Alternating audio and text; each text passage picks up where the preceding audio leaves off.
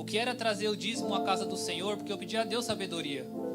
Eu entendi que é para a provisão da casa, porque o templo ele tem aluguel, tem conta de luz para ser paga, tem os instrumentos que precisam ser comprados. Então, quando eu compreendi isso, eu comecei a entender e falei assim, não, eu tenho que sim trazer os dízimos à casa do meu Deus. Eu tenho que trazer a 10ª parte, os 10% daquilo que eu ganho, porque é um princípio.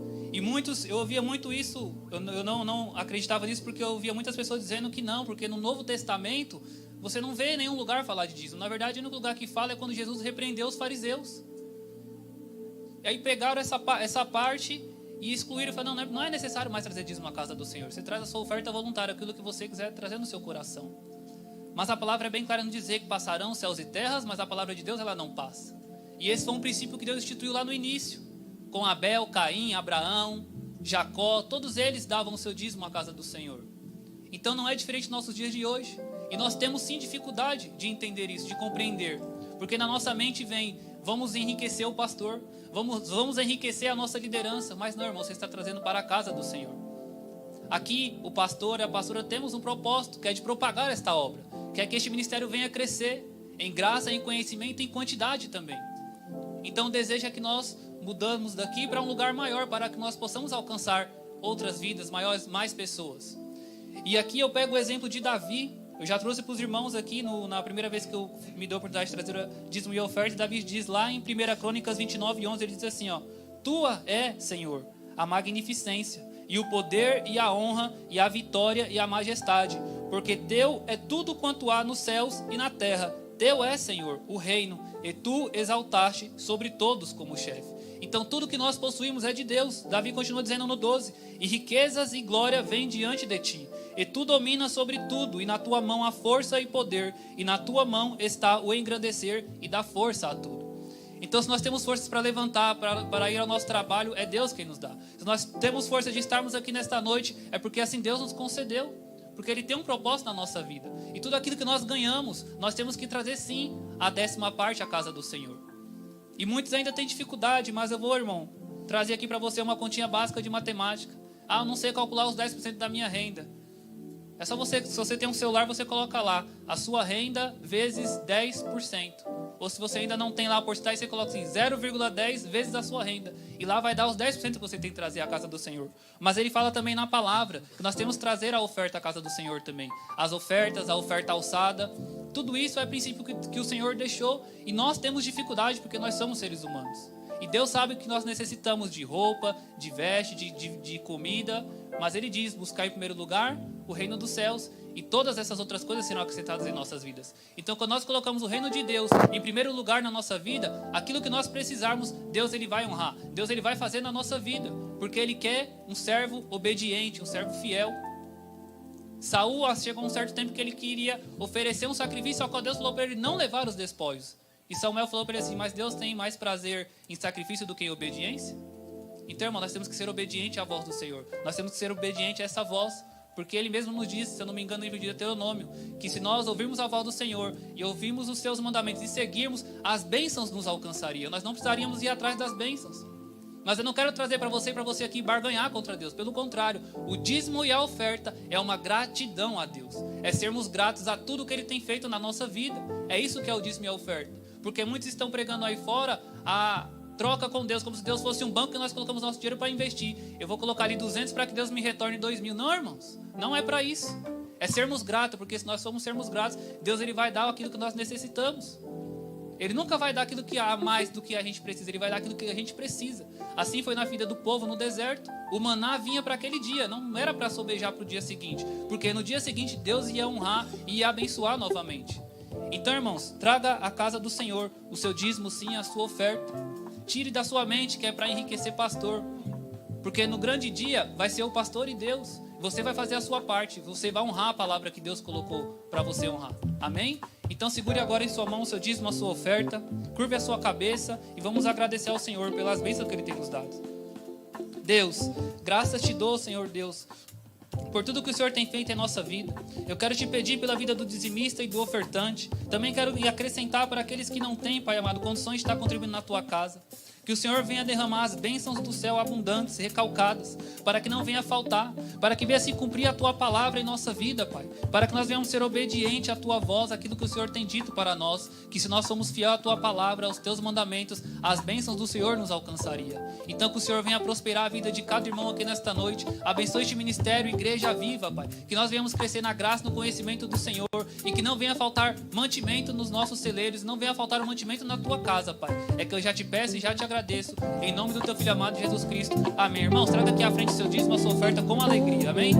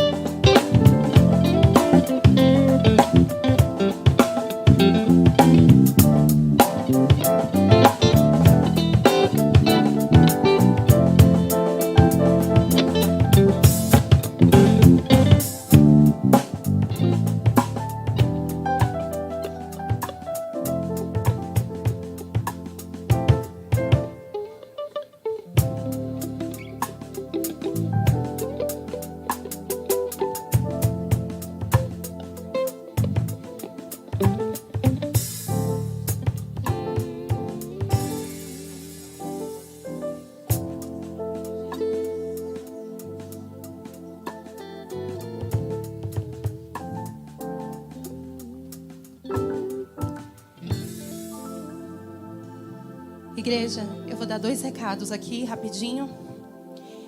Semana que vem nós temos o Entre Elas. Amém, mulheres? Amém, mulheres? E a pastora, ela lançou um desafio, né? Para você trazer alguém que esteja afastada dos caminhos do Senhor, né? Se você conhece alguma mulher que esteja afastada ou esteja ali fraquinha, fria, né? Traga ela sábado que vem, a partir das 19 horas, o Entre Elas, amém? E quem pegou também o envelope, né, para doação, para o Dia das Crianças, pode procurar a Carla, tá? Pode me procurar também, tá bom? E as doações também, se vocês não quiserem, né, colaborar com o envelope, elas também estão pedindo doações de doces, pirulitos, né? Vocês podem falar com a Carla no final do culto, amém? Amém, igreja? Então, assim, vamos fazer um Dia das Crianças, dia 12 de outubro, a partir das 14 horas, né? As crianças terão aqui brinquedos, terão aqui uma festa para elas, né? Então, assim, uma igreja não é uma pessoa sozinha. Amém? É um corpo, e o corpo ele trabalha junto, né? Então nós precisamos sim da ajuda de cada um de vocês, amém? Tanto para o Dia das Crianças e para o Entre Elas, amém? As palmas louvem ao Senhor mais uma vez.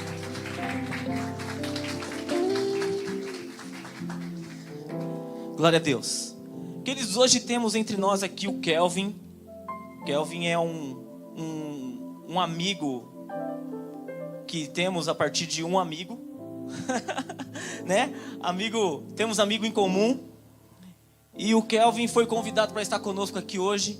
Eu queria que você aplaudisse ao Senhor pela vida do Kelvin, por favor, Kelvin. O Kelvin, ele é cantor, estará adorando ao Senhor juntamente conosco. Amém? O Kelvin é de pertinho ali, de onde é mesmo, Kelvin? É ali, Cabo Frio, ele veio, mas até o cabo esquentou de lá pra cá, né? Quase que ferve, mas fica à vontade, Kelvin, Deus te abençoe. Meus irmãos, a paz do Senhor. Paz do Senhor, irmãos. Prazer estar aqui pela primeira vez, para juntos adorarmos ao nome do Senhor. Louvo a Deus pela vida do pastor Enéas, perdão. Quase, né? Tô no não errei tanto. Eu lembrei de uma igreja que eu fui ministrar há uns dias, E eu falei assim, eu quero agradecer ao pastor Otone. E o nome do pastor era Otoniel. E eu falei, mas o nome da pastora eu sei, é Priscila. Eles, não, é Silvana. Eu falei, Jesus, me ajuda. Mas foi menos pior. Deus abençoe o pastor, a pastora. Oh, meu Deus, obrigado. Prazer conhecer essa igreja linda, amada, cheia de Deus. Ficou difícil cantar depois do pastor e da nossa amiga aqui que me antecedeu. Mas eu tenho uma adoração nos meus lábios para entregar ao Senhor nessa noite. Quero louvar a Deus pela vida dos irmãos. Trago um abraço da minha esposa para todas as irmãs, um aperto de mão dela para os irmãos. Eu estou ligado. Ela não pôde vir, mas no futuro breve estará aqui conosco.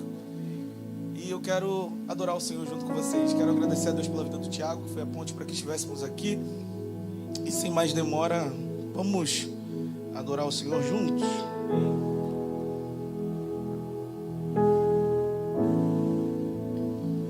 Canta comigo. Digno dessa canção, só Tu és, Senhor. Digno do meu louvor, só Tu és, Senhor. Digno da minha vida, Tu és. Eu sou Teu, eu sou Teu. Cante. Nome que é sobre todos é o Teu Jesus. Fonte da salvação, só Tu és, Jesus. Digno da minha vida, Tu és, Jesus. Eu sou Teu, eu sou Teu. Você pode dizer que Ele é santo? Santo, és incomparável, és inigualável. Abre os meus olhos, mostra quem Tu és e enches o meu coração do amor que faz mudar o mundo.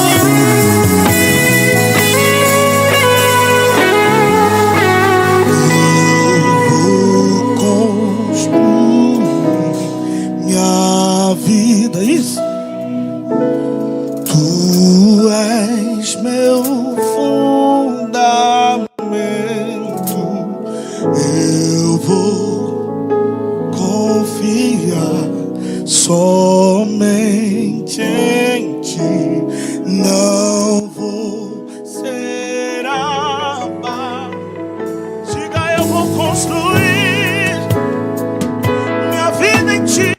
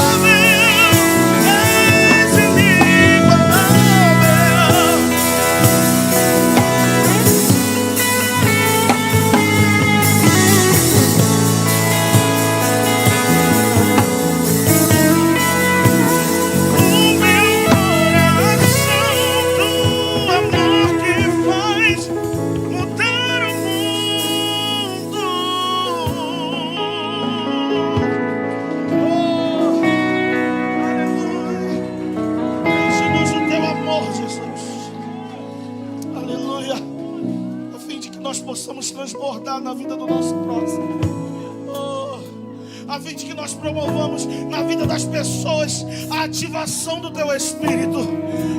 Nos encha para que as nossas vidas sejam um fluir do Teu Espírito para o nosso próximo.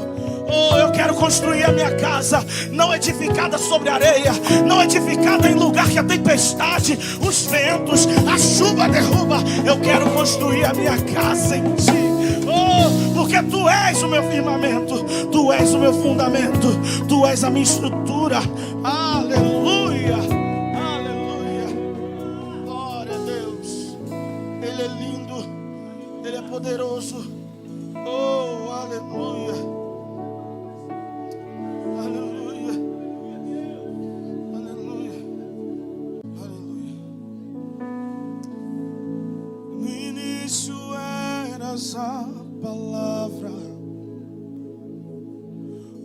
com Deus Altíssimo, aleluia. O mistério de Tua glória, Cristo em Ti se revelou. Quão lindo esse nome é, cante. Quão lindo o nome de Jesus, meu Rei. Quão lindo esse nome é, maior que tudo Ele é. Quão lindo esse nome é, o nome de Jesus.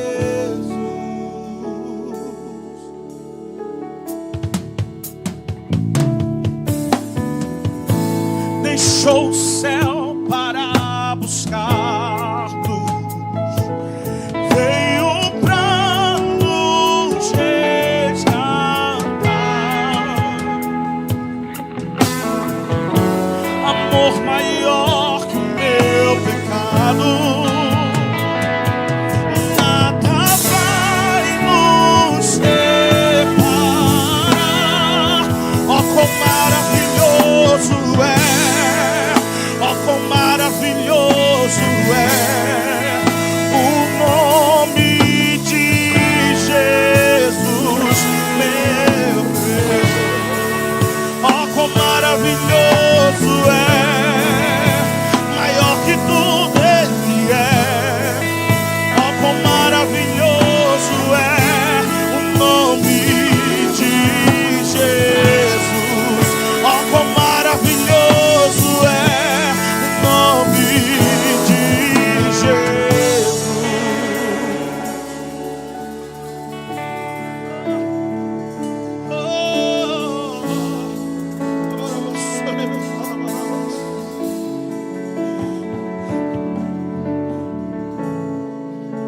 A morte vencestes, o véu Tu rompestes, a tumba vazia agora está.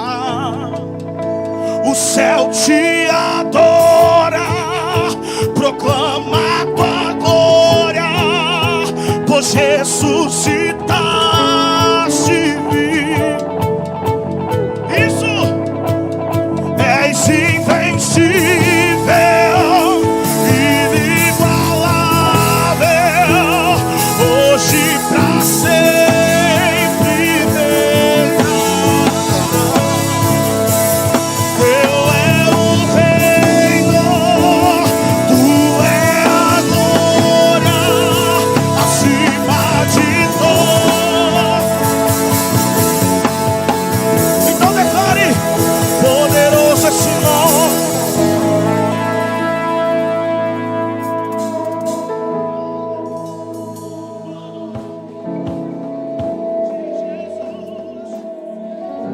Meu rei poderoso, ele é poderoso esse nome, nome de Jesus. Poderoso esse nome é, nome de Jesus. Poderoso esse nome é, nome de Jesus. Oh, ele é poderoso. Aleluia. Oh, aleluia. Aleluia.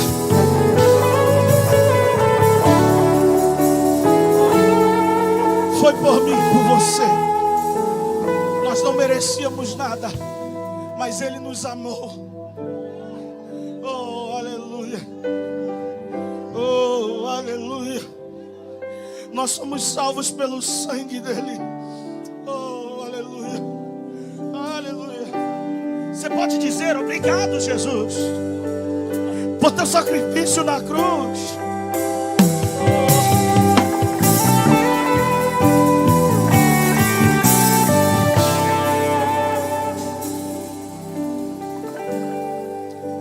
O sacrifício vil se entregou por mim, com armas de amor ele lutou até o fim.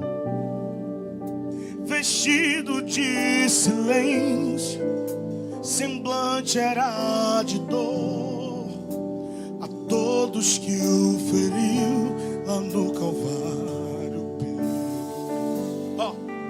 Subiu naquela cruz, sem nada reclamar, Cordeiro imaculado que sofreu por me amar. E a minha vida foi lavada pelo sangue de Jesus.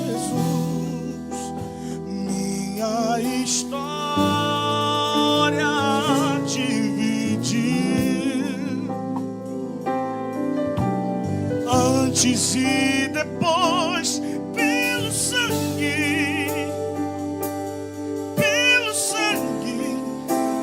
de Jesus. Enche o teu peito e canta: fui salvo pelo sangue, fui curado pelo sangue, fui comprado pelo sangue,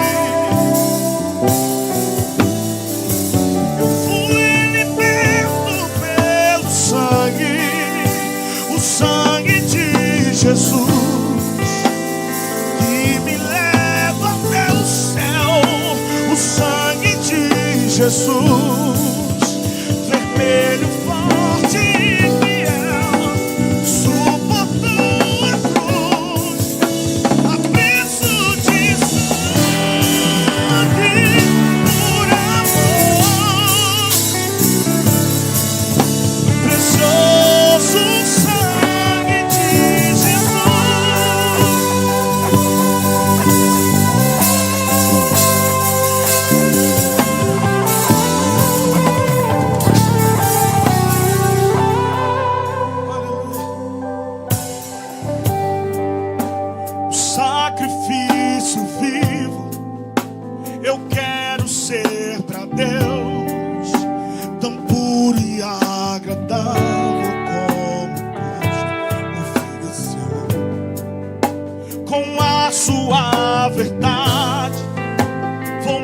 comprometer e ser exemplo vivo de sua graça. Amar como a mim mesmo, a quem me odiar, usar as minhas mãos para outras mãos abençoar. E agora? E já não vivo eu, mas agora Jesus Cristo vive em mim. O meu passado apagou. E sabe o que Ele fez? Tudo perdoou pelo sangue de Jesus.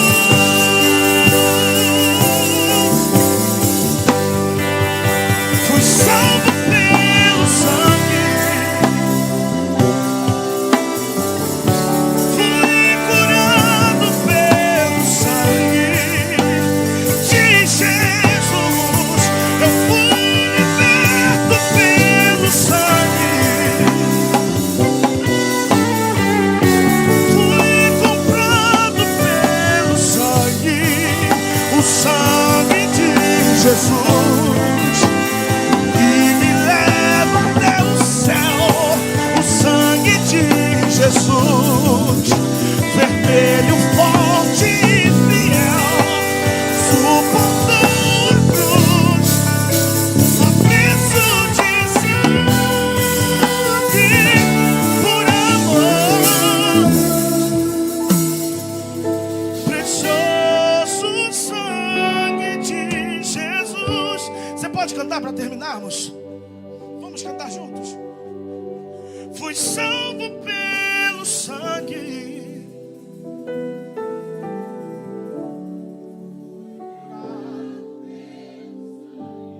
Oh, coisa linda. Eu fui liberto pelo sangue.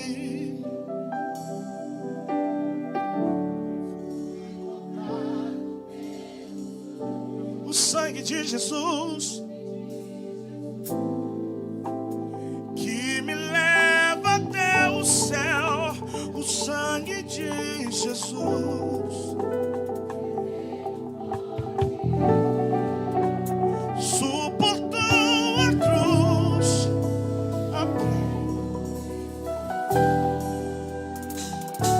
por amor. Você pode erguer suas mãos o mais alto que você puder. Precioso sangue de... Oh, bem forte. Declare: Jesus.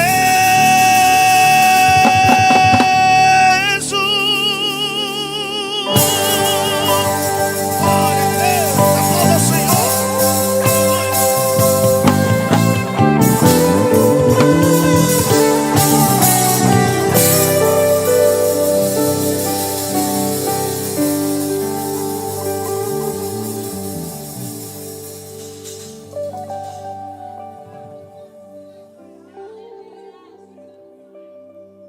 Aleluia.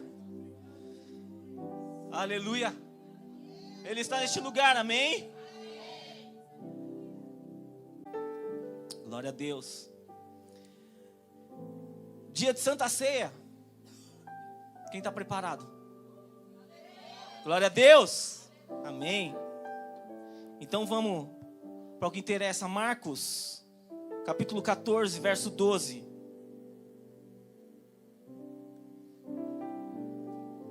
Eu vou ler até o 16. No primeiro dia da festa dos pães asmos, quando sacrificavam a Páscoa, disseram-lhe os discípulos: aonde queres que vamos fazer os preparativos para comer a Páscoa? E enviou 2 dos seus discípulos e disse-lhes: ide à cidade, e um homem que leva um cântaro de água vos encontrará. Segue-o. E onde quer que entrar, dize ao senhor da casa: o mestre diz: onde está o aposento em que hei de comer a Páscoa com os meus discípulos? E ele vos mostrará um grande cenáculo, mobiliado e preparado.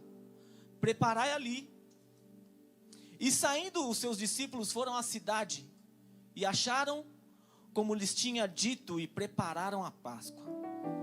Amém? Querido, é fato que nós estamos trazendo uma linha de raciocínio. E a gente sabe que onde Jesus estava também a multidão. Ok? Mas quando Jesus foi celebrar a Páscoa, também onde Jesus instituiu a primeira Santa Ceia,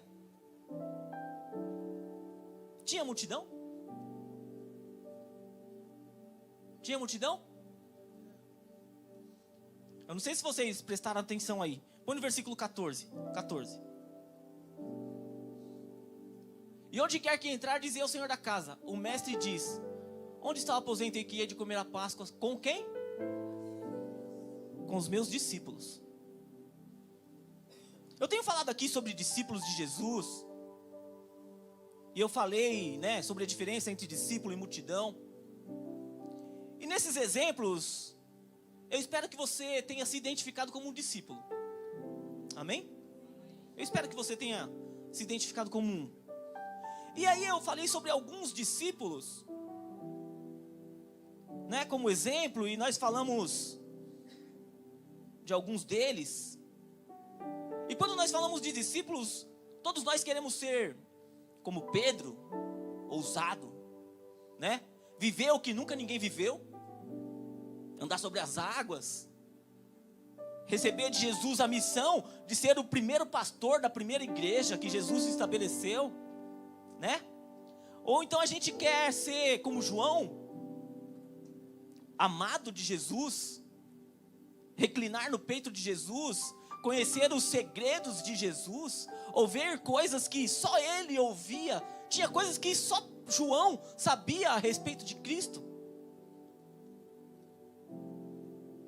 Talvez a gente queira ser como Tiago, Tiago, a elite dos discípulos, Tava onde Jesus estava, ele estava. Não é você não, mano. Só o nome que é parecido, mas tinha Tiago Tranqueira também naquela época, tá? Você tá mais pro Tranqueira. Não, discípulo já tá bom, Então, Tiago, a elite entre os discípulos e tal. Não é à toa que em todo lugar onde Jesus ia fazer algo em particular, ele chamava Pedro, Tiago e João. E é normal.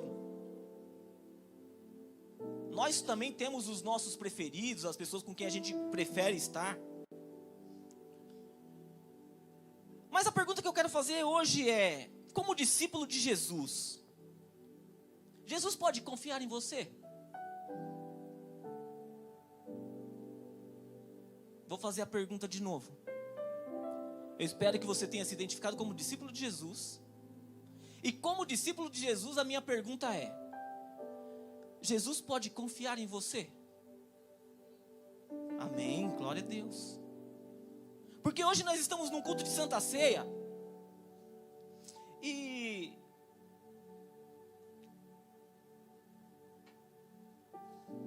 para nós, culto de Santa Ceia é motivo de festa. Para nós, Santa Ceia é motivo de nós lembrarmos de alguém que pagou um preço que nós não poderíamos pagar. E tudo isso é verdade. Mas nós não podemos nos esquecer que Santa Ceia foi também um momento de traição. Foi um momento de traição. E por que a pergunta se Jesus pode confiar em você? Porque Jesus foi traído por quem? Por quem? Judas era o quê? Jesus foi traído por um discípulo no momento que nós consideramos o momento mais sagrado da vida cristã, o momento da Santa Ceia. Vamos ler João 13, versículo 21.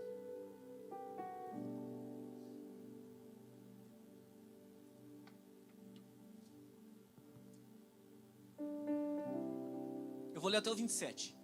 Tendo Jesus dito isso, turbou-se em espírito e afirmou dizendo: na verdade, vos digo que um de vós há de me trair. Então os discípulos olhavam uns para os outros, sem saberem de quem ele falava.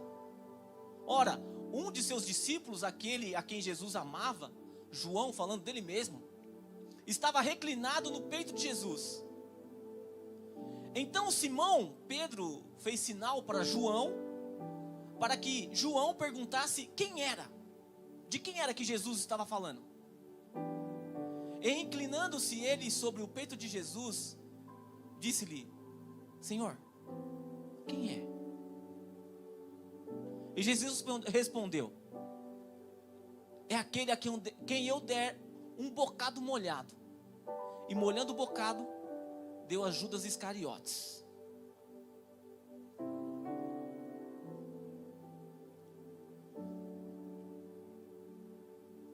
Põe o 27. E após o bocado, entrou nele Satanás. Disse, pois, Jesus: o que fazes, faze-o depressa. Em outras versões, o que tem para fazer, faz logo. O que você tem para fazer, vai e faz. Querido, Judas era discípulo de Jesus. E no momento que era um momento íntimo entre só os discípulos, foi um momento onde um discípulo, onde considerado que tinha confiança de Jesus, traiu Jesus. E aí a gente acha que só porque a gente é crente, Satanás está repreendido, né? A gente acha que só porque a gente é crente, a gente carrega um título, só porque a gente vem na igreja domingo, falar: eu não trabalho para Satanás. Queridos, somos todos discípulos, mas mesmo sendo discípulos de Jesus, se nós não tomarmos cuidado, nós estamos trabalhando para Satanás e não percebemos. Não é à toa que Jesus fala: vigiai e orai, para que não caiais em tentação. Por quê? Porque Satanás, ele é estratégico, ele é sujo. E ele não respeita o seu título de cristão, sabia? Ele não respeita. Ele não respeita o seu título de obreiro, seu título de diácono, de cantor, de pregador, de pastor. Ele não respeita o título. Então, se você não tomar cuidado, você pode achar que você é o cara. Você achar que você, não, eu sou discípulo, eu estou na igreja. Eu vou quarta, vou domingo, eu oro. E tá tudo bem comigo.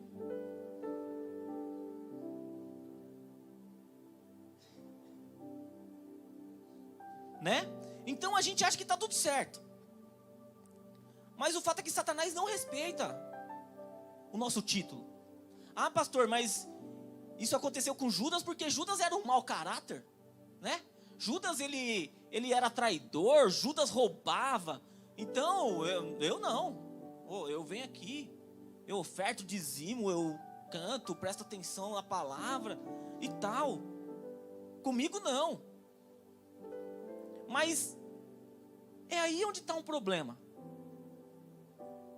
A gente acha que a gente é melhor que Judas. Se eu perguntasse aqui, quem aqui se compara e acha que tem alguma parte de Judas? Ninguém ia levantar a mão. Ninguém. Todos nós queremos ter um pouquinho de Pedro, Tiago, João, mas nenhum de nós queremos ter nada de Judas.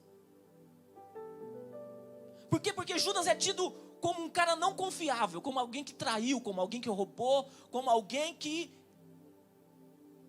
é jogado de escanteio. Mas será mesmo que Judas não tinha nenhuma qualidade? Será que Judas não tinha qualidade? Porque Judas, ele era o tesoureiro de Jesus. E ninguém entrega uma tesouraria para alguém sem qualidade. Só eu. Mas eu estou aprendendo.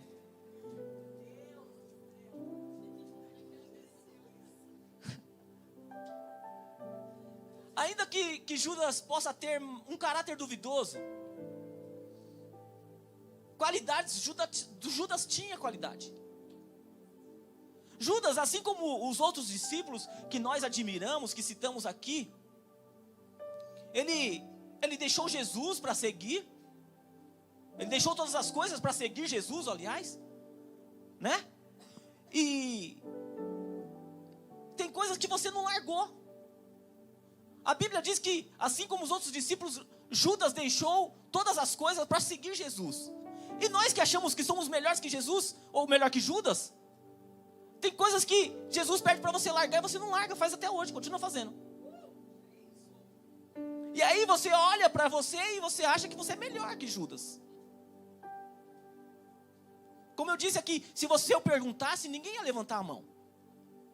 Mas só que eu tenho certeza que se você fizer a sua avaliação aí, tem coisas na sua vida, ou nas nossas vidas, que eu também não sou perfeito, tem coisas nas nossas vidas que a gente faz, que Jesus disse que não é para fazer, e a gente continua fazendo.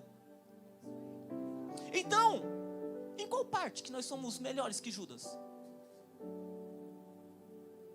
Qual parte? Querido, Judas tinha suas qualidades, sim. Tanto tinha qualidade que Judas foi o único, ou melhor, no Novo Testamento foi o único que foi chamado de amigo. Só 2 pessoas na Bíblia foram chamadas de amigo de Deus. No Antigo Testamento, Abraão, e no Novo Testamento, Judas.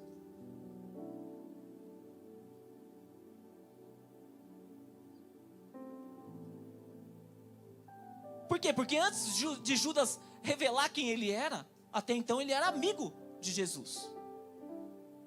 E logo nós podemos ver que Judas tinha suas qualidades. Mas não é porque alguém tem qualidade que isso significa que mereça confiança. Escuta aqui. Não é porque alguém tem qualidades que significa que mereça a nossa confiança. Porque você só é traído por alguém que você confia. Qual foi a pergunta lá que eu fiz no começo? Será que Jesus pode confiar em você? Você só é traído por alguém que você confia. Ah, pastor, mas qual é a importância de Jesus confiar em mim? Eu aprendi quando eu venho na igreja que eu sim preciso confiar em Jesus. Mas qual que é a importância de Jesus confiar em mim? Sabe qual é a importância? Que se Jesus não confiar em você, Ele não pode entregar para você as coisas que Ele quer confiar em você. Sabe por quê? Porque Deus te conhece. Deus sabe o que você busca, Deus sabe o que você precisa, e Ele quer te abençoar. Uma das vontades de Deus é te abençoar. Mas se Ele te entregar essas coisas que você busca, que você quer, que você ora todos os dias, será que essas coisas não te roubariam dele? Porque Ele quer te entregar essas coisas, mas Ele não quer que essas coisas roubem você dele. Então Judas, ele tinha o controle de toda a movimentação financeira do ministério de Jesus. Ah, mas que movimentação financeira? Vamos ver. Lucas 8. Lucas 8. Algum tempo depois, Jesus saiu e viajou por cidades e povoados, anunciando a boa notícia do reino de Deus. E os 12 discípulos foram com ele.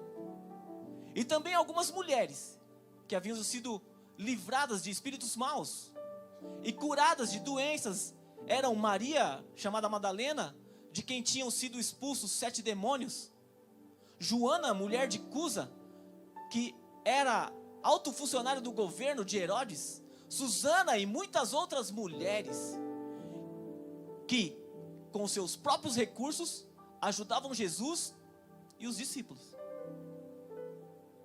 Tinha gente rica que seguia Jesus. E a Bíblia diz que essas pessoas ricas abençoavam Jesus e o ministério de Jesus com os seus bens, com as finanças. E a pergunta é: quem era que administrava tudo isso? Quem era? Judas. Judas, ele era responsável por tudo que envolvia dinheiro no ministério de Jesus. Quando os discípulos, o Jesus e os seus discípulos iam para algum lugar, Judas cuidava da hospedagem. Quando precisava pegar um barco, uma embarcação para ir para algum lugar, Judas cuidava de fazer os pagamentos. Mas ao longo do tempo, Judas começou a se envolver tanto com as moedas, que não tinha mais tempo para se envolver com o chamado. Ao longo do tempo, Judas começou a se envolver tanto com as moedas, que esqueceu para que serviam as moedas.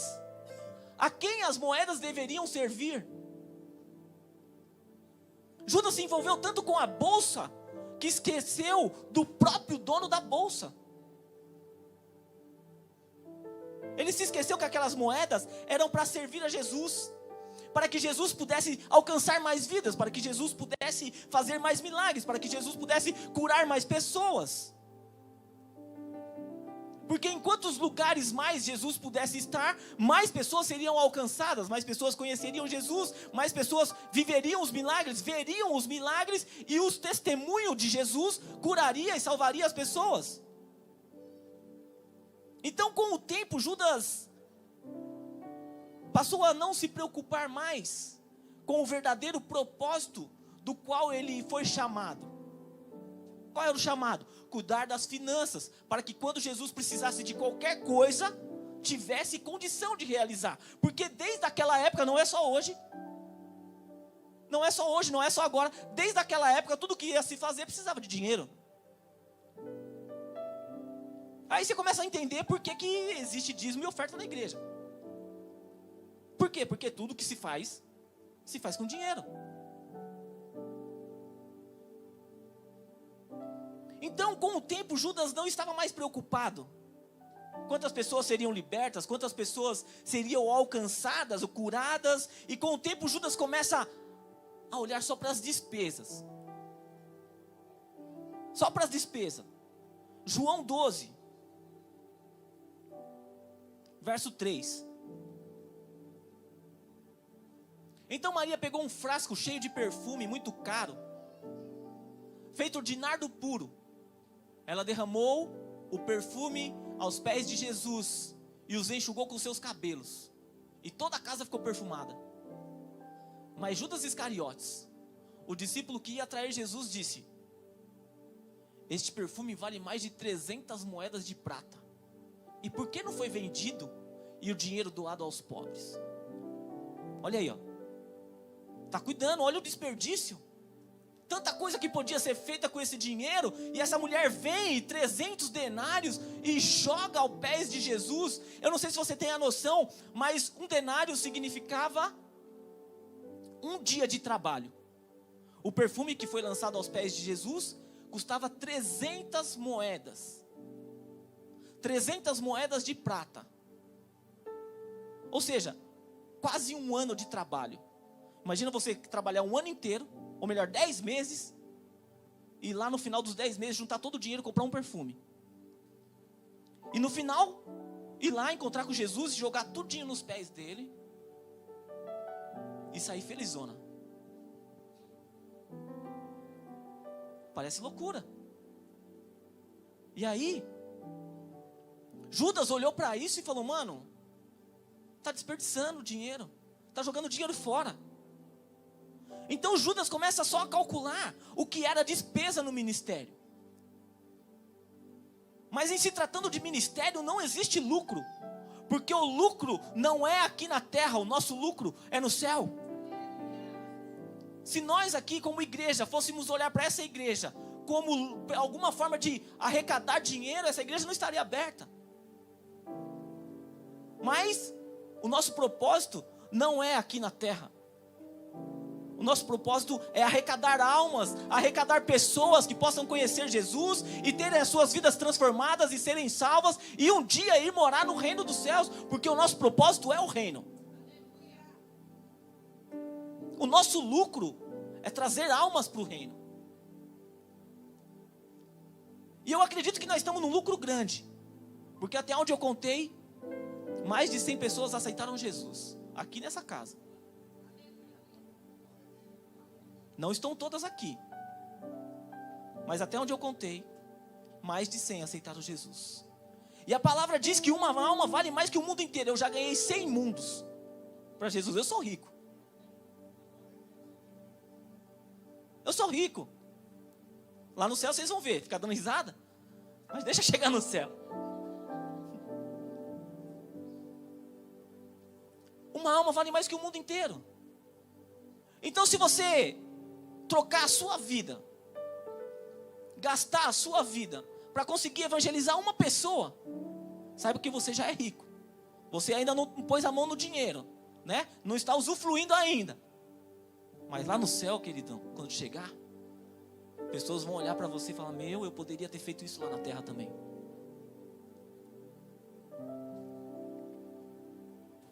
E eu quero ver sim essa casa cheia, claro que eu quero. Mas não é pelo dinheiro que pode arrecadar aqui. Mas são pelas almas que vão chegar no céu. E aí vira no versículo 6. Judas disse isso, não porque tivesse pena dos pobres, mas porque era ladrão. Ele tomava conta da bolsa de dinheiro e costumava tirar do que punham nela. E muitas vezes isso acontece conosco, dentro da igreja. Ah, pastor, está me chamando de ladrão? Não, lógico que não. Mas muitas vezes a gente se envolve com coisas que não tem exatamente a ver com o cuidado com o reino. A gente fazendo as coisas de Deus, mas estamos mais envolvidos com o púlpito, ou com olhares de pessoas a nosso respeito, do que com o processo e do que com o chamado especificamente. Nós estamos olhando para o nosso ego. O que fulano vai achar de mim se eu fizer tal coisa? E aí a gente começa mais se envolver com as moedas do que com os propósitos que as moedas precisam ter. E aí a gente começa a tropeçar nas moedas. Porque eu falei aqui também domingo passado, que se a gente começar a colocar os prazeres acima do nosso propósito, os prazeres vão roubar os nossos propósitos. O nosso propósito deve ser o reino. E os prazeres, as moedas, as coisas que giram em torno, não podem roubar o nosso propósito. Judas estava totalmente envolvido com o ministério. Mas envolvimento é diferente de comprometimento. Envolvimento é diferente de comprometimento. Sabe por quê? Porque comprometido diz sobre se doar. Envolvido diz sobre entregar o que sobra. Quer ver um exemplo? Marcos 12, versículo 41. Eu vou ler até o 44. Jesus estava no pátio do templo, sentado perto da caixa das ofertas do gasofilácio, olhando com atenção as pessoas que punham dinheiro ali. Muitos ricos davam muito dinheiro. Então chegou uma viúva pobre e pôs na caixa 2 moedas de pouco valor. Aí Jesus chamou os discípulos e disse: eu afirmo a vocês que isto é verdade. Essa viúva pobre deu mais do que todos, porque os outros deram do que estava sobrando. Porém, ela, que é tão pobre, deu tudo o que tinha para viver.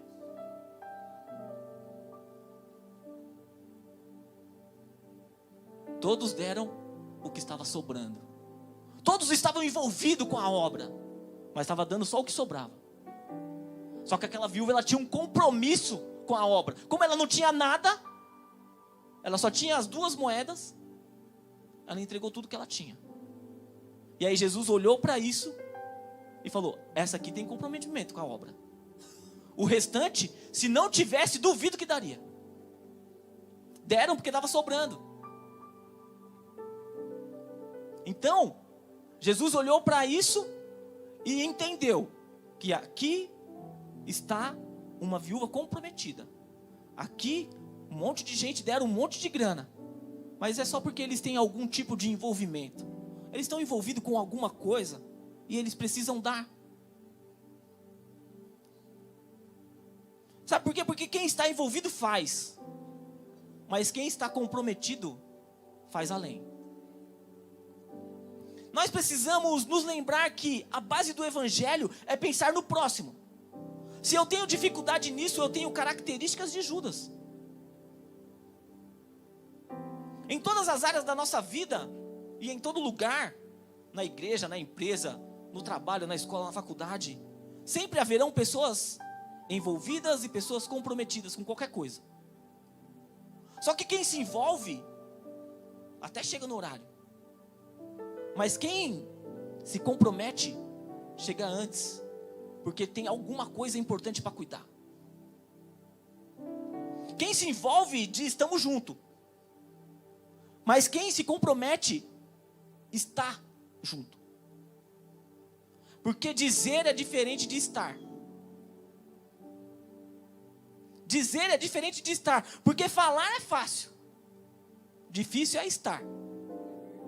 Falar é fácil, difícil é fazer. O que fala que vai fazer. Então Jesus observou isso em diversas situações. Uma outra situação em Mateus 5,41. Jesus disse o seguinte: se alguém disser para andar 1 milha, ande 2. Ou seja, não seja apenas envolvido. Se comprometa com aquela pessoa. Se um dos soldados estrangeiros forçá-lo a andar, carregar uma carga, 1 quilômetro, carregue 2. Fala: não, pode deixar que é comigo. Por quê? Fazer é diferente de falar. Jesus está dizendo: se envolver não é o suficiente. Se comprometer é necessário. Nossas atitudes mostram o grau de envolvimento ou o grau de comprometimento que nós temos. E pessoas olham para nós e identificam isso facilmente. Então o que nós precisamos entender é que nunca digamos que estão nos avaliando errado.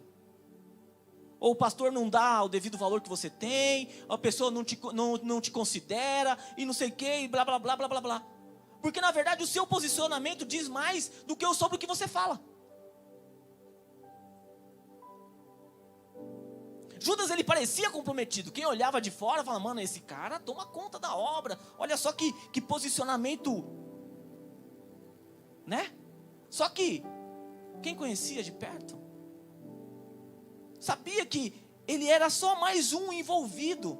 E Jesus sabia disso. Mas não é porque... Não, então por que será que Jesus confiou então essas coisas na mão de Judas? Porque Jesus, sabia que Jesus confia algumas coisas nas nossas mãos para identificar quem nós somos? Mas o que eu quero dizer para você é o seguinte: não é porque Jesus confiou algo importante na sua mão que você é íntimo dele. Não é. Não é. E aí, não me leve a mal. Mas, por exemplo, o menino canta bem. Jesus entregou um talento excepcional para ele. Desculpa, só vou te usar como exemplo aqui. Mano, é lindo, é maravilhoso. Aí a gente olha e fala: poxa, mano, que bênção. Amém. Mas não é isso o que vai dizer para nós se ele de fato é íntimo com Jesus. Porque não são os talentos, é a forma como se vive, é a forma como se usa tudo que Deus te entrega. E eu usei o menino, mas pode ser qualquer coisa. A forma como você usa aquilo que Deus te deu mostra o comprometimento ou apenas o envolvimento que você tem com o reino. Ah, pastor, mas Deus não me deu nada. Eu só vou para a igreja e fico sentado. Ou seja, você nem envolvido é. Porque se você quiser, sempre vai ter alguma coisa para se fazer na casa. Mas tem pessoas que acham que se envolver é apenas vir, estar na igreja. Nós precisamos, querido. Por que eu estou trazendo esse tipo de mensagem? Já faz algum tempo. Começamos falando dos discípulos, né, que todo mundo gosta de viver e tal. Mas por que eu estou trazendo isso? Porque no ministério precisa-se de todo mundo. Na casa do Senhor, os 12 tinham coisas para fazer. E você viu que existia um monte de pessoas ao redor que faziam as coisas acontecerem. Por quê? Porque existe trabalho, existe função para todo mundo. Mas quando você não se envolve, o seu nome não é citado. Você vê que, por exemplo, na Bíblia fala sobre os 12, fala de não sei o quê. Aí cita algumas mulheres que são as mais importantes, mas nem todo mundo é citado. Significa que só tinha os 12 e aquelas 3 mulheres que foi citado no ministério de Jesus? É lógico que não, era muito mais do que isso. Só que algumas pessoas paravam no meio do caminho porque se sentiam apenas multidão. E multidão para, porque multidão quer reconhecimento. Nós precisamos parar de pensar como multidão. Nós precisamos, eu falei para você que você provavelmente se identificou como discípulo. Discípulo está envolvido, mas não apenas envolvido, comprometido, porque envolvido é pouco. Nós precisamos de mais pessoas comprometidas com o reino, não é com o pastor, tá bom? Se você não quiser ter comprometimento nenhum comigo, tá tudo bem, eu já sou casado. Né? Não existe esse tipo de comprometimento. O comprometimento que você tem que ter é com a obra. Judas, ele era comprometido aparentemente, mas nunca passou de alguém apenas envolvido. E você pode ter a bolsa das moedas, você pode até ter um cargo, uma função, você pode ter talento, mas isso não faz de você Pedro, Tiago e João. Não faz. Por quê? Porque Pedro, Tiago e João, eles não são apenas envolvidos, eles são comprometidos ao extremo. Tudo que Jesus ia fazer, Pedro, Tiago e João estavam lá. Por quê? Comprometimento total. Ligação total com o propósito de Jesus. Muitas vezes a entrega de uma bolsa de moedas a alguém isso faz revelar o tipo de pessoa que essa pessoa é, o tipo de gente que essa pessoa é. Então por que Jesus sabe que Judas rouba e Jesus não toma nenhum tipo de atitude? Porque mesmo Judas não estando comprometido com o propósito, vai colaborar para que o propósito se cumpra. Sabia? Não estava comprometido com o propósito, mas cooperou para que o propósito acontecesse. Então por que Jesus não tirou o cargo de Judas? Porque ele vai empurrar Jesus para o propósito. E então Jesus deixa. Porque até os traidores são necessários para engrandecer um chamado. Sabe por quê? Porque os traidores, eles falam de você. Eles traem você e é seu amigo aqui, busca alguma informação e trai você.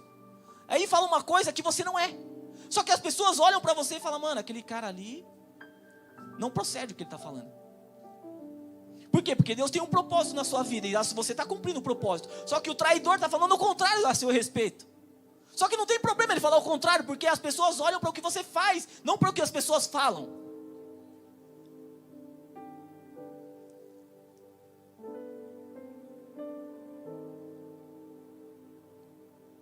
E um dia a máscara cai. E onde a máscara de Judas caiu? Exatamente no momento de Santa Ceia.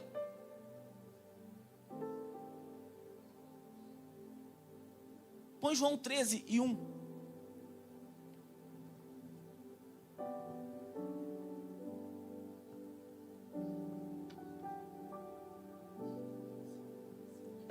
Faltava somente um dia para a festa de Páscoa. E Jesus sabia que tinha chegado a hora de deixar este mundo e ir para o Pai. E ele sempre havia amado os seus discípulos que estavam neste mundo e os amou até o fim. Jesus e seus discípulos estavam jantando. O diabo já havia posto na cabeça de Judas a ideia de trair Jesus. O que eu falei lá no começo? Não é porque você se acha crente, até se identificou como discípulo na pregação, que se você não tomar cuidado, o diabo não pode colocar uma caraminhola na sua cabeça a ponto de você ter uma ideia, né? Vamos dizer, extraordinária para você. Fala, eu vou ganhar um dinheiro aqui. Mas nem tudo é dinheiro. Principalmente se falando de ministério, nem tudo é dinheiro. Quem está sentado partindo pão é Jesus. E Jesus sabia quem Judas era.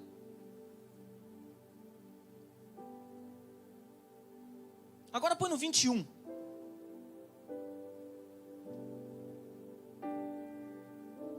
Depois de dizer isso, Jesus ficou muito aflito e declarou abertamente aos discípulos: eu afirmo a vocês que isto é verdade, um de vocês vai me trair.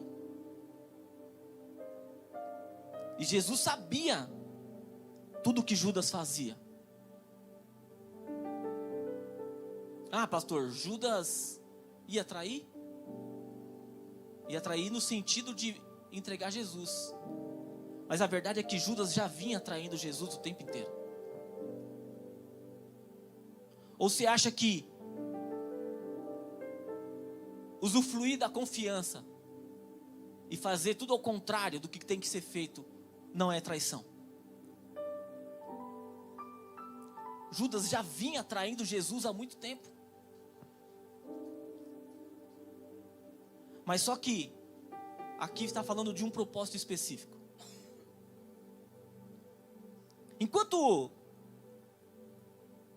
Judas está lá vendendo Jesus, Jesus está lá com seus discípulos, participando da Santa Ceia e trazendo algo espiritual para o elevo de cada um deles, porque Jesus sabia que nos próximos minutos e nos próximos dias eles iriam precisar muito estar espiritualmente ligado para viver o extraordinário e ver tudo o que ia acontecer na vida do próprio Jesus, amado de muitos deles, de quase todos eles. Jesus sabia de tudo que Judas fazia, e há situações que nós temos que nos fazer de cego, surdo e mudo. Foi o que Jesus estava fazendo o tempo inteiro. Enquanto Judas vem de Jesus, Jesus está lá cantando um hino. Por quê? Porque a traição não pode mudar a nossa adoração. Eu não sei se você já passou por esses eventos, mas passar por esses eventos não pode mudar quem você é. Não pode mudar a sua adoração. O seu propósito, o seu chamado, ele continua existindo. Ainda que pessoas trabalhem para que o seu propósito, o seu destino, o chamado que Jesus tem na sua vida não se cumpram.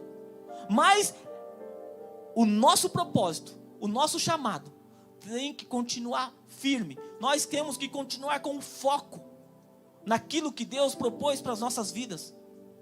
E a traição não pode mudar a nossa adoração.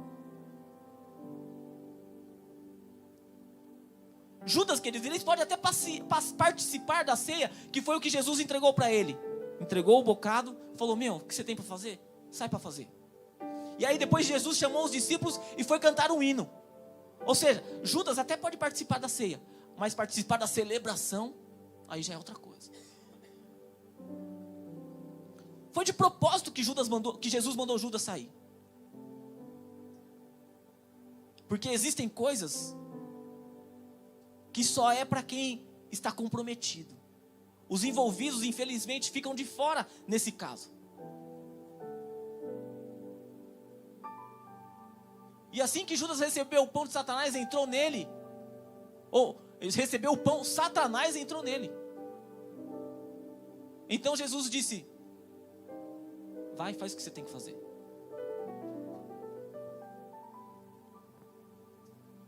Querido, eu posso até ser traído por homens, mas o que nós precisamos entender é que Deus nunca vai esquecer das suas promessas a seu respeito.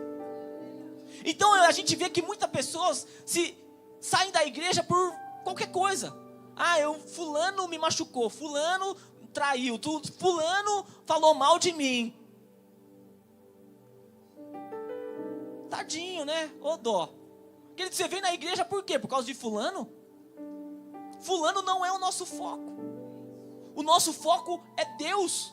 Então, eu posso até ser traído por homens, pessoas podem até falar mal de mim, mas eu nunca vou me esquecer daquele que me chamou.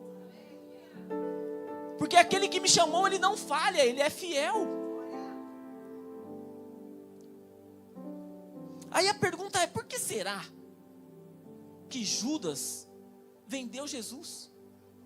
Sendo que ele passou os 3 anos e meio andando com Jesus, vendo tudo que Jesus fazia, vivendo, compartilhando, vendo os milagres. Mas por que será que ele traiu Jesus? Êxodo 21, verso 32. Só para a gente fazer uma ligação. Se um boi chifrar um escravo ou uma escrava, o dono receberá como pagamento 30 moedas de prata. Se o boi chifrar um escravo ou uma escrava, dar-se-ão 30 ciclos de prata ao seu senhor. Quanto vale o valor de um escravo? Está falando aí. Aqui é o seguinte: é uma série de regras que foi estabelecida, e uma das regras era: se um boi matar um escravo, um boi de alguém matar o meu escravo, eu vou receber do dono do boi 30 moedas de prata, e o boi vai ser apedrejado e morto.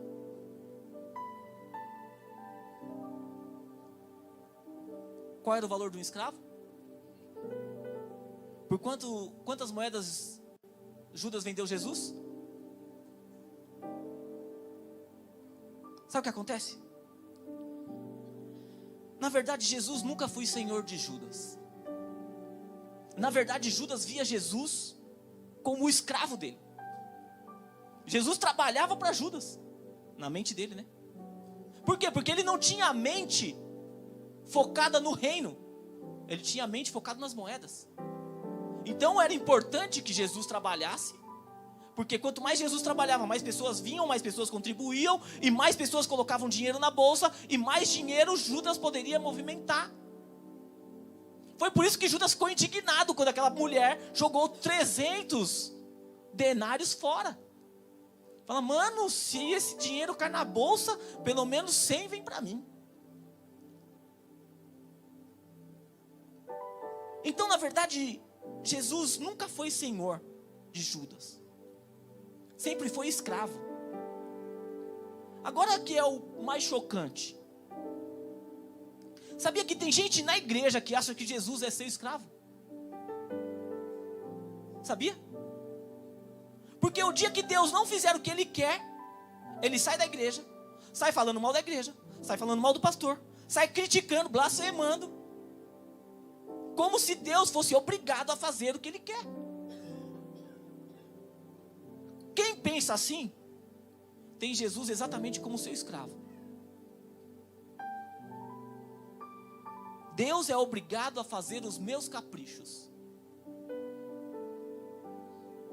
Isso não mostra que você é um discípulo. Isso só mostra que você é um imaturo. Que você não aprendeu nada durante o período que você esteve na igreja, que foi o que aconteceu com Judas. 3 anos e meio andando com Jesus, vendo tudo que Jesus fazia, tudo que acontecia extraordinário. Ainda assim ele não reconheceu Jesus como Filho de Deus. Pelo contrário, achou uma oportunidade de ganhar dinheiro. Esse cara trabalha e eu fico rico. E aí existem pessoas assim na igreja. Vem para a igreja porque acha que Jesus tem que fazer alguma coisa para ela. E se Jesus não fizer, a igreja não presta. O pastor não presta. Deus não presta, porque eu orei, eu jejuei, eu ofertei e as coisas não aconteceram. Esse tipo de gente não está pronto para receber de Deus o que Deus tem para entregar para ele. Por quê? Porque esse tipo de pessoa pensa exatamente igual Judas pensa. E aí, por que Judas vendeu Jesus? O segundo motivo. Vamos ler Lucas 22, versículo 47. Jesus ainda estava falando, quando chegou a multidão. Judas, um dos 12, que era quem guiava aquela gente, chegou perto de Jesus para beijá-lo. Põe outra versão. Põe outra versão no 47. Quer ver? Aí. E um dos 12, que se chamava Judas, ia adiante dela multidão. Ele foi lá, negociou Jesus, vendeu Jesus e falou: agora é o seguinte, vem comigo que eu sou o líder. Vem comigo porque eu vou executar tudo o que vocês querem fazer. Vocês são fracos. Vocês tentaram prender Jesus por 3 anos, não conseguiram. Agora vem comigo que eu tenho uma proposta. Eu vou resolver o problema de vocês. Tem gente que tem ideias mirabolantes para resolver problemas. Na verdade, são pessoas que só têm envolvimento com a obra. Tudo que querem é o que a obra pode dar.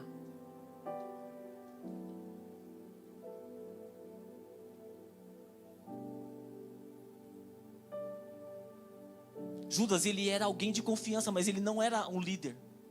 Ele não era Pedro, Tiago e João. Porque em Gálatas, a Bíblia diz que Pedro, Tiago e João eram os líderes da igreja. E Judas não estava satisfeito em ser alguém de confiança. Porque ele fala: se eu sendo alguém de confiança, já consigo ter aqui o meu lucro. Se eu conseguir ser líder de uma galera, então aí eu vou estourar. Só que, por que Lúcifer foi lançado do céu? Porque resolveu liderar alguém, sendo que já existia um líder naquele lugar.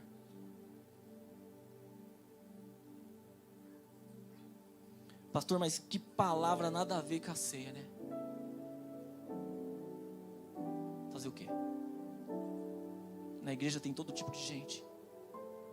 Então a gente tem que ministrar todo tipo de palavra. Porque tem pessoas que, no seu engano, no seu modo de pensar, elas acham que agregam algumas coisas. Mas a gente tem que trazer para um contexto bíblico, para que essas pessoas entendam que nem tudo o que se propõe deve ser feito. Primeiro, existe uma liderança. Segundo, essa liderança tem uma direção. E portanto, se Deus não falar comigo, não é porque você teve uma ideia mirabolante, top das galáxias, que eu vou fazer. E desde o princípio foi assim. Eu quero tomar algumas decisões. Vocês sabem, né? Já compartilhei aqui. A gente quer mudar a igreja, fazer algumas coisas. E nós estamos esperando o sim de Deus. Porque se Deus não disser sim, eu não quero ir para lugar nenhum. Eu só quero o que Deus quer para mim. Então, às vezes a gente tem que entender que nem todo mundo foi chamado para ser Pedro, Tiago e João. Nem todo mundo tem os mesmos requisitos, embora sejam discípulos. Mas o que eu quero, qual é o alerta dessa mensagem? Querido, você não precisa ser Pedro, Tiago e João, mas você também não precisa ser Judas.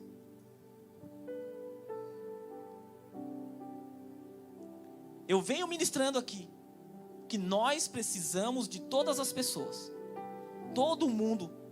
Deus tem chamado na sua vida, diga amém.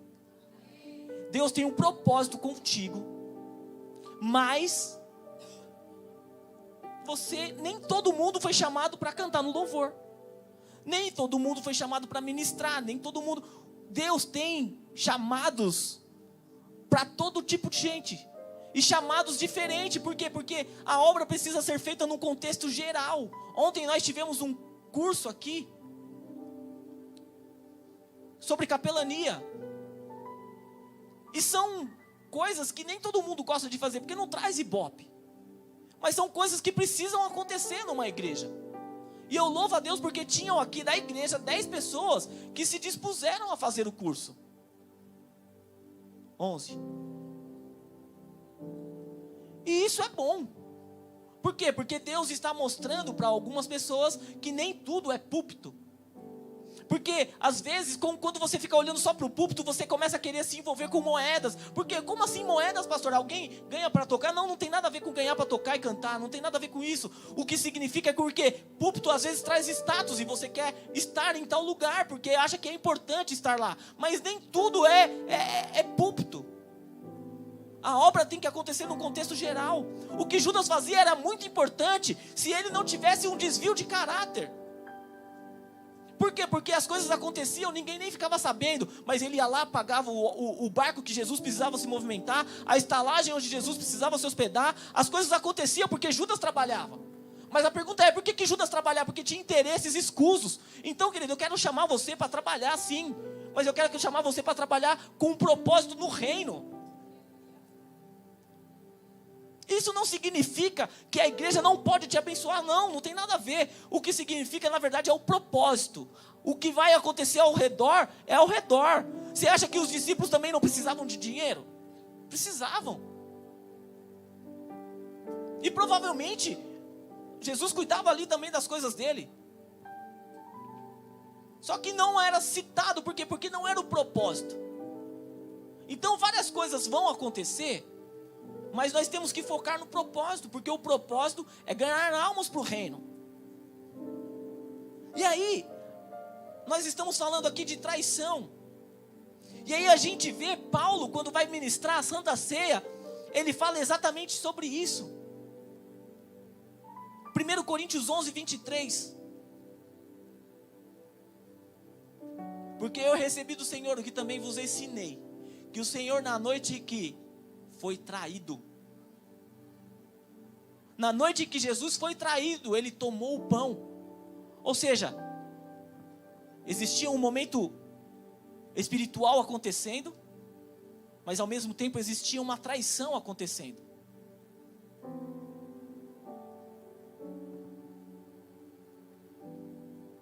E o que eu quero trazer para vocês é que ignorem a traição, ignorem os problemas, ignorem pessoas que te falam mal de você, pecam com você, erram a seu respeito. Por quê? Porque o propósito, ele é maior que todas essas coisas. Nós não podemos... Põe Mateus 26, 26 para mim. Queridos, é claro que nós gostamos mais de falar sobre Pedro, Tiago, João, andando sobre as águas, né? Recebendo o carinho e amor de Jesus e vivendo o extraordinário. Mas Judas também é exemplo. Sabe por quê? Porque ele tinha talentos. Ele tinha qualidades. O que eu quero dizer é que não deixe as suas qualidades roubarem de você o propósito. Não deixe as suas qualidades mudarem o seu foco. Falar, eu tenho mais qualidade do que fulano de tal, então eu não aceito estar debaixo do comando dele porque eu me sinto mais qualificado. Querido, se você é tudo isso, Jesus vai te honrar. Mas tudo tem o seu tempo, o seu tempo específico, a sua maturação como cristão. Então, essa mensagem de hoje é para que nós reflitamos sobre todas as coisas que Deus tem para nós. E Ele tem. Amém? Curva a sua cabeça. Vamos orar. Pai, nós meditamos na sua palavra. E foi feita uma pergunta a nós. Será que o Senhor pode confiar em nós? E essa pergunta nós queremos responder positivamente. Pode confiar em nós. Porque nós já fomos alertados, nós já entendemos que o Senhor tem grandes coisas. E que não importa o que o Senhor coloque nas nossas mãos, nós faremos o nosso melhor. E nós não trairemos o Senhor. Nós continuaremos focados naquilo que o Senhor nos chamou para fazermos o melhor para o teu reino e vivermos o extraordinário.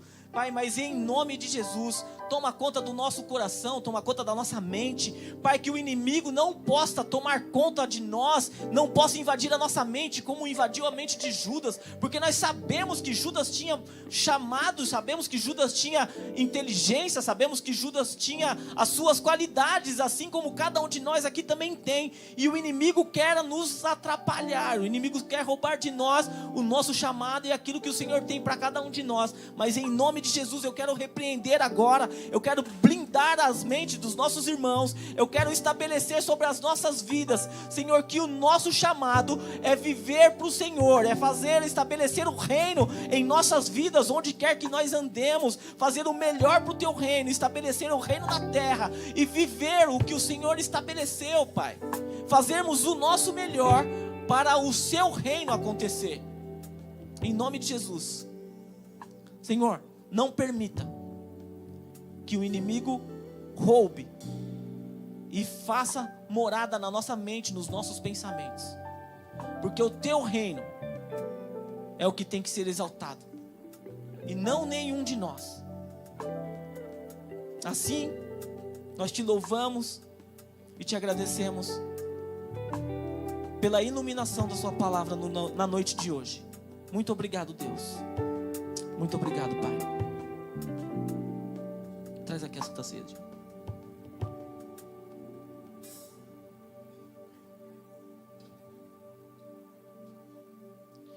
Senhor, estão aqui esses elementos, o pão e o vinho. Está aqui a tua igreja. Estão aqui os seus discípulos.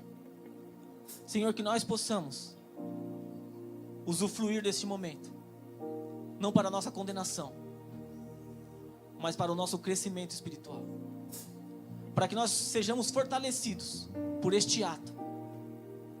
Pai, que em nome de Jesus, Senhor, estejamos aptos a participar. Por isso, Deus, em nome de Jesus, esteja conosco.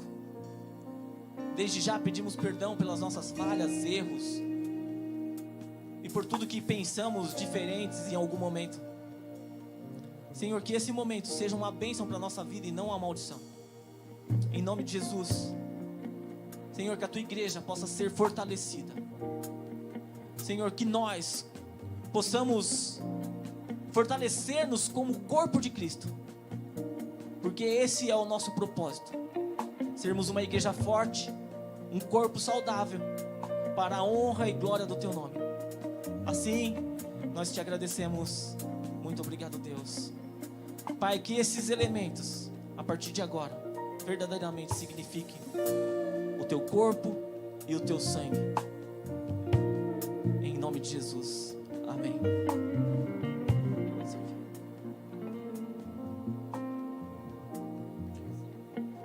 Amém. Querido,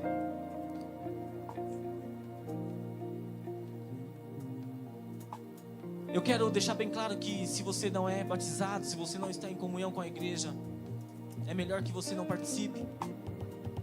Eu sei que tem pessoas que querem participar, inclusive nós já estamos aí programando um batismo ainda esse ano, para que você participe e que seja abençoado por este ato. Porque na verdade,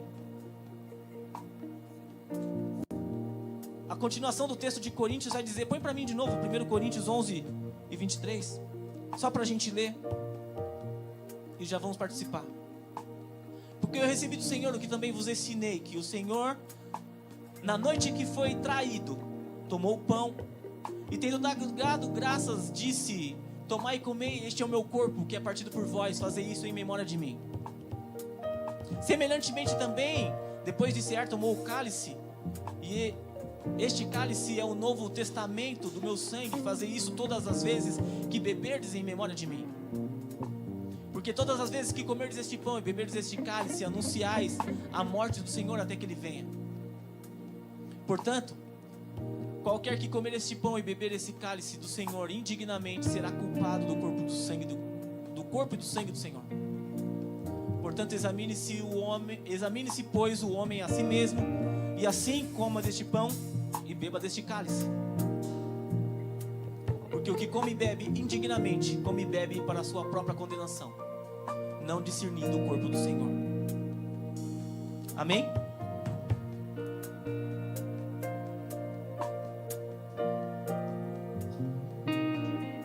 Teu sangue leva-me além, a todas as alturas, onde ouço a tua voz, fala de tua justiça pela minha vida.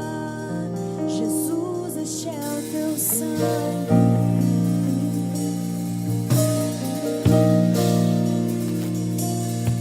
Tua cruz mostra tua graça, fala do amor do Pai, que prepara para nós um caminho para Ele, onde posso me achegar somente pelo sangue.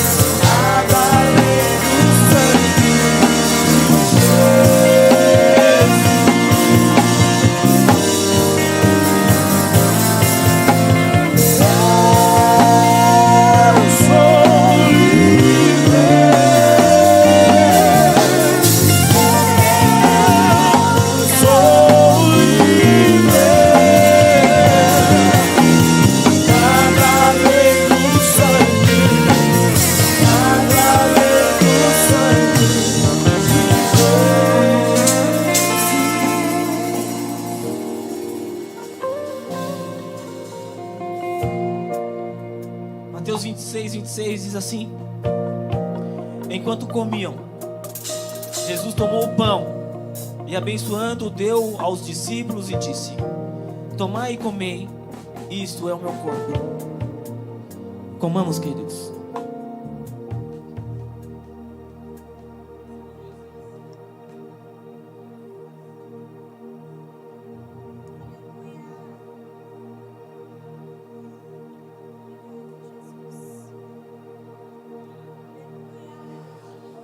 Aleluia. Pai, nós te damos graças. Senhor, nós te damos graças, Senhor, por podermos participar deste momento.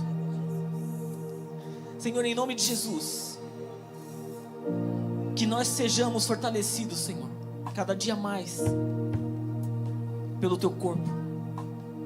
Senhor, que a tua igreja possa entender que esse ato é como uma vitamina do céu sobre as nossas vidas, para que nós possamos participar todo o tempo, não apenas hoje, não apenas no mês que vem, mas para que possa se cumprir assim como o Senhor ministrou na sua palavra, até que o Senhor volte, nós possamos relembrar este ato e como igreja participar do teu vinho, do teu corpo e do teu sangue.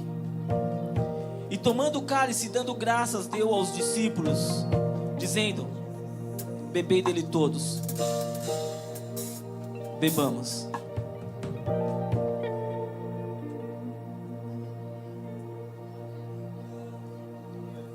Aleluia. Será que você pode glorificar o nome do Senhor? Dizer palavras de amor para Ele. Oh, exaltado seja o teu nome, Senhor.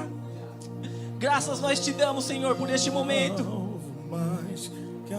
Aleluia, exaltado seja, Senhor. Senhor, em nome de Jesus, flua, Senhor, flua aí no meio da tua igreja. Flua no meio da tua igreja. Sim, neste Aleluia. sangue lavado. Aleluia.